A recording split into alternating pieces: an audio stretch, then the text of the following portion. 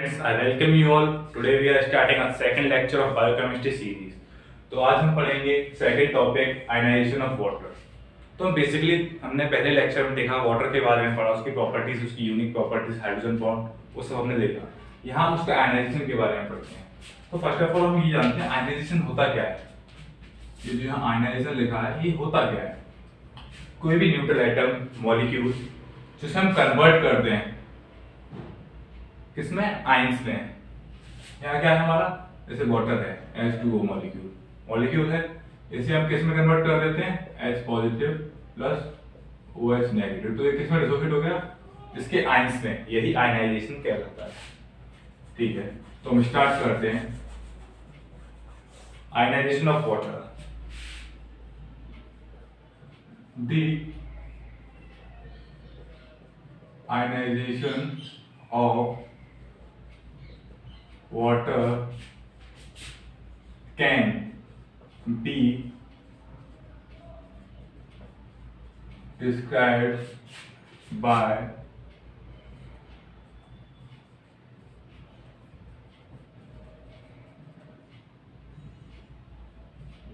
equilibrium। जो आयनाइजेशन है वाटर का, हम उसको उसके इक्विलिब्रियम से डिस्क्राइब कर सकते हैं, इक्विलिब्रियम कांस्टेंट से।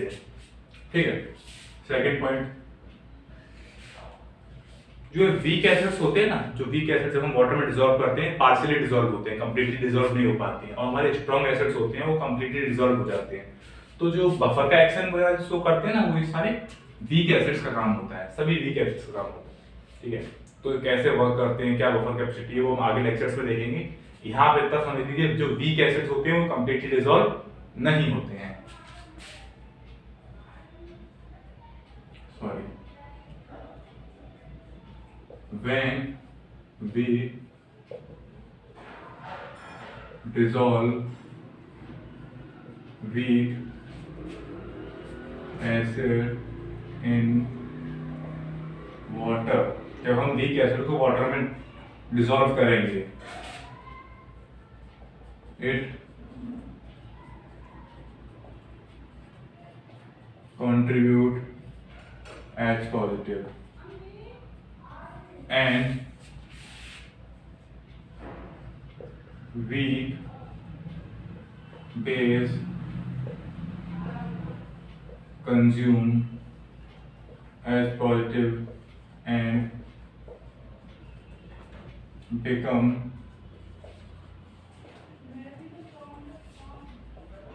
protonated। होता क्या है, when we dissolve weak acid को हम डिसॉल्व करते हैं तो एसिड जो होती है वो कंट्रीब्यूट करते हैं H पॉजिटिव आयंस को रिलीज करते हैं, बट जो वीक बेस होते हैं वो H पॉजिटिव आयंस को लेके प्रोटोनेट हो जाते हैं।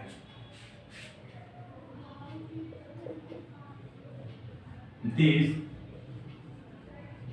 process are also governed by equilibrium constant को हम रिप्रेजेंट करते हैं KEQ से। मैं शॉर्ट से रिप्रेजेंट कर देता हूं बाय इक्विलिब्रियम कांस्टेंट। ठीक है, हमने देखा इक्विलिब्रियम कांस्टेंट के से हम आयनाइजेशन ऑफ वाटर पता कर सकते हैं। और एक मेथड और है, the ionisation of water can also be determined by the electric current. जो इलेक्ट्रिक करंट से ना, उससे भी हम आयनाइजेशन ऑफ वाटर पता कर सकते हैं। The ionization of water can also be determined by the electric current when H positive move towards cathode and OH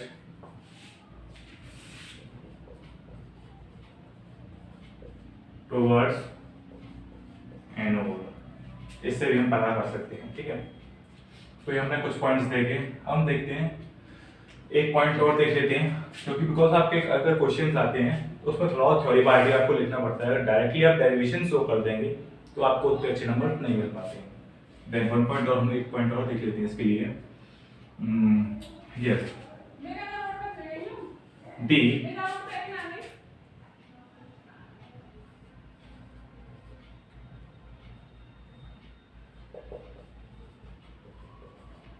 the equilibrium of every chemical reaction is determined by its equilibrium, short में लिख दिया है equilibrium constant. किसी भी chemical reaction का equilibrium point हम उसके equilibrium constant से पता कर सकते हैं, जिसे हम रिप्रेजेंट करते हैं KEQ से। ये कुछ पॉइंट्स है जो आप नोट कर लीजिए, देन हम इसका डेरिवेशन ड्राइव करके दिखाते हैं। ठीक है, देन हम देखते हैं हम कोई भी रिएक्शन परफॉर्म करते हैं तो बेसिकली होता क्या है। देन अब हम ड्राइव करते हैं। बेसिकली हम कोई भी रिएक्शन करते हैं तो उसमें क्या चीज होती है, दो चीज मेन होती है, एक साइड रिएक्टेंट एंड दूसरी साइड प्रोडक्ट। ये रिएक्शन का बेसिक फंडा होता है। रिएक्टेंट होता है जो प्रोडक्ट में कन्वर्ट हो रहा होता है। तो for example A plus B that was converted into C plus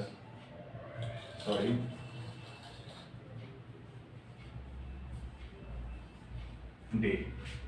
ठीक है, देन हुआ क्या हमारा H2O डिसोशिएट होता है H positive and OH negative में। ठीक है, तो ये हमारा होता है। तो जो इक्विलिब्रियम कांस्टेंट जो हमने देखा था उसका फॉर्मूला क्या होता है, the equilibrium constant is equals to product side, not a plus sign, upon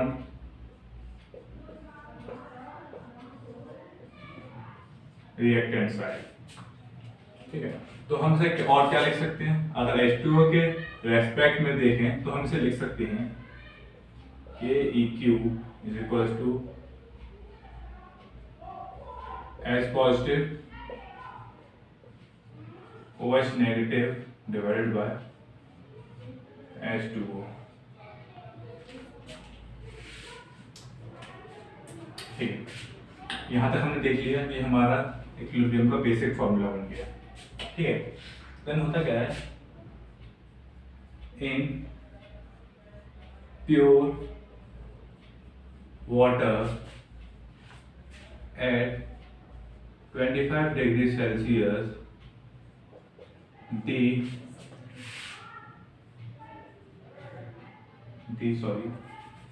the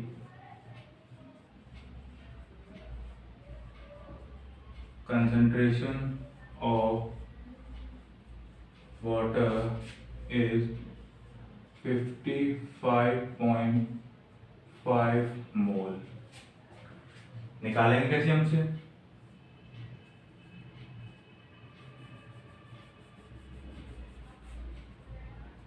directly मैं आपको फॉर्मूला दिखा देता हूँ। Gram of H2O in 1 litre divided by it's molecular weight, उसी मॉलिक्यूलर वेट से डिवाइड कर देना है, जो कि क्या होगा, ग्राम्स कितने होते हैं, 1000 ग्राम एंड मॉलिक्यूलर वेट क्या होता है H2O। तो यहाँ H का क्या वन होता है, तो 2 क्रॉस 1 देन प्लस O कितना होता है 16 होता है 16, यहाँ से क्या आएगा 2 plus 16 is equals to 18 divided by 18। जब 1000 को हम 18 से डिवाइड करेंगे तो यहाँ आंसर निकल के आएगा 55.5 मोल। ठीक है, तो ये क्या निकला, ये H2O का निकला, H2O। तो इसे हम पुट कर देंगे इक्वेशन 1 में।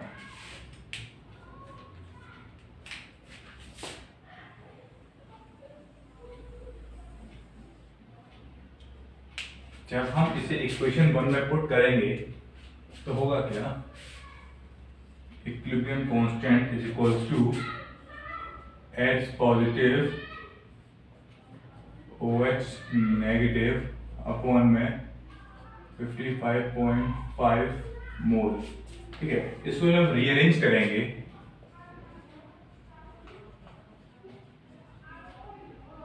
ऑन रीअरेंजिंग वी गेट, हमें क्या मिलेगा, इससे अपर साइड में ले जाते हैं, तो K e q multiply by 55.5 mole is equals to H positive OH negative. इससे हम नए कांस्टेंट देते हैं, इसे बोलते हैं, हम नए कांस्टेंट का नाम देंगे KW, आयन प्रोडक्ट। KW क्या होता है, KW को हम देते हैं ion product of water at 25 degree Celsius. ठीक है, तो एक स्टेटमेंट और देंगे हम, the value of equilibrium constant is determined by electrical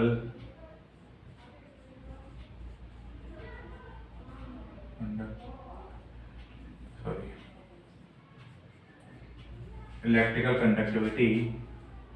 The value of KEQ is determined by electrical conductivity से इसकी वैल्यू क्या आती है हमारी, 1 × 10⁻⁻16 मोल्स। ये हमारी वैल्यू हो गई किसकी, KEQ की, इक्विलिब्रियम कांस्टेंट प्योर वाटर की, और कितने डिग्री सेल्सियस पे, 25 डिग्री सेल्सियस ही लेके चलेंगे स्टैंडर्ड में। सो इस वैल्यू को हम पुट करते हैं दिस इक्वेशन में, इसे हम बोल देते हैं इक्वेशन नंबर 2। तो इस वैल्यू को इक्वेशन 2 में पुट करेंगे तो क्या आएगा आंसर हमारा, 1 × 10⁻⁻16 मल्टीप्लाइड बाय 55.5 मोल, यहाँ भी मोल है और में भी लिखेंगे, is equals to KW। Then KW ion product of water is equals to 55.5, then we get 1 × 10⁻⁻14 और m का स्क्वायर, m स्क्वायर। अब हमारे पास आयन प्रोडक्ट ऑफ वाटर की वैल्यू आ गई है, इसे हम इक्वेशन नंबर 3 बोलेंगे, और इक्विलिब्रियम कांस्टेंट की वैल्यू भी हम निकाल चुके थे, हमने रखिए डायरेक्टली, इसकी कोई यूज नहीं है, निकालने के लिए काफी लंबा मेथड है, तो डायरेक्टली हम इसे रख लेते हैं। देन एटा अपलोड कर लीजिए, हम आगे चलते हैं, फर्दर मूव करते हैं। देन इसके बाद हम करते हैं एक स्टेटमेंट लिखते हैं, the product of H and OH negative is always 1.4, sorry, not is 1.4, it's 1 × 10⁻⁻14 m square. The product of this and this is always 1.4 in pure water। जो प्योर वाटर में H पॉजिटिव आयंस और OH negative ions के multiply कर इसका product कर देंगे, तो जो आंसर आएगा, वैल्यू आएगी, वो यही आएगी जो हमने निकाला है आयन प्रोडक्ट ऑफ वाटर। भाई आयंस का प्रोडक्ट तो क्या था वाटर के, तो वाटर के दोनों आयंस का प्रोडक्ट किया है, H पॉजिटिव और नेगेटिव मल्टीप्लाई कर दिया है, तो हमारे पास ये आंसर आ गया है। Then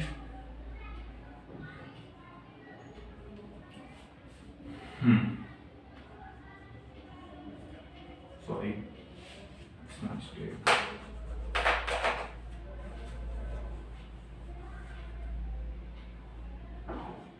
when the concentration of H positive is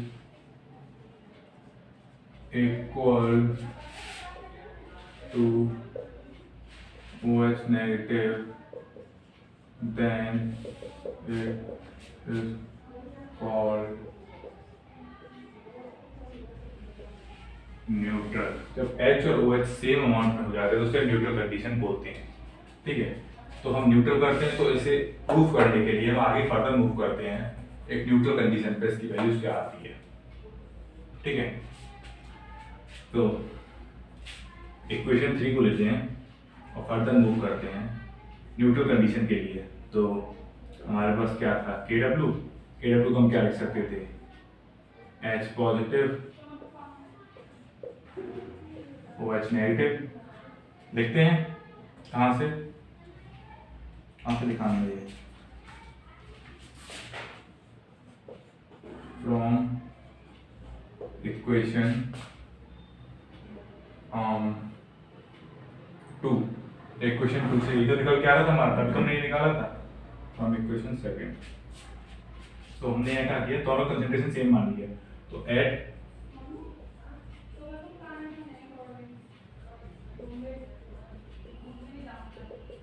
neutral condition, तो KW हो जाएगा आपका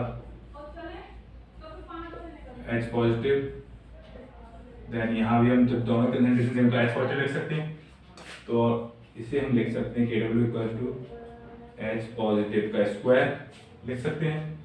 इसको रीअरेंज कर देंगे तो हम लिख सकते हैं H positive is equal to under root KW, ये भी लिख सकते हैं, ये जरूर लिख सकते हैं। Then H positive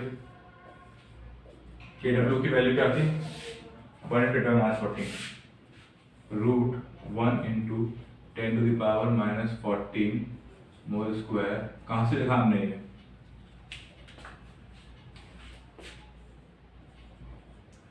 from equation 3। Equation 3 से हमने इसमें वैल्यू पुट कर दी। देन फर्दर क्या आंसर आएगा, रूट करेंगे इसका, तो H पॉजिटिव की वैल्यू हमारे पास निकल के आएगी 1 का तो 1 10⁻⁻7 and m स्क्वायर का m। This is the answer.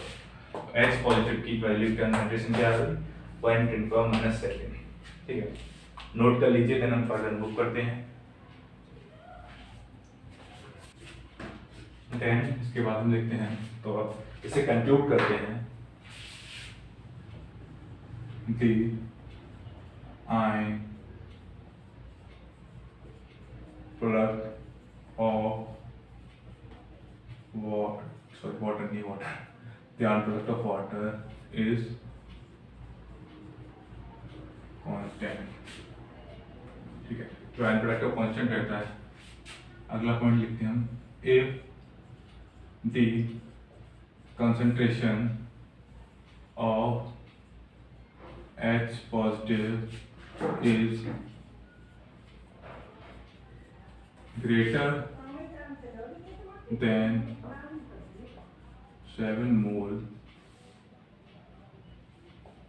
then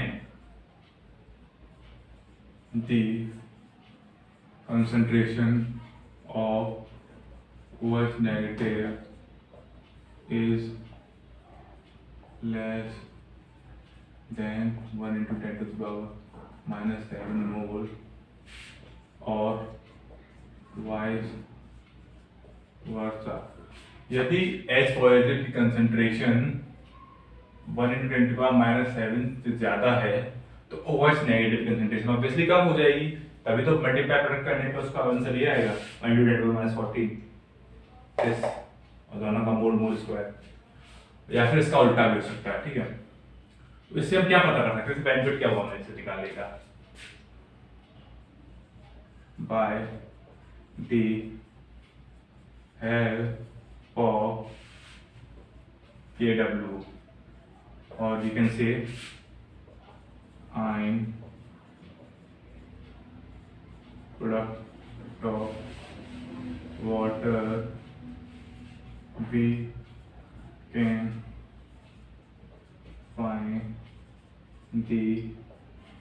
as positive if we know OH negative or vice versa. That's it. ये मोर देन इनफ है आपके लिए। आई होप आप लोगों को पूरा लेक्चर समझ में आया होगा। अगर कोई भी डाउट है तो आप हमें कमेंट में पूछ सकते हैं, मैं उसका रिप्लाई दूंगा। Then thank you, please subscribe my channel.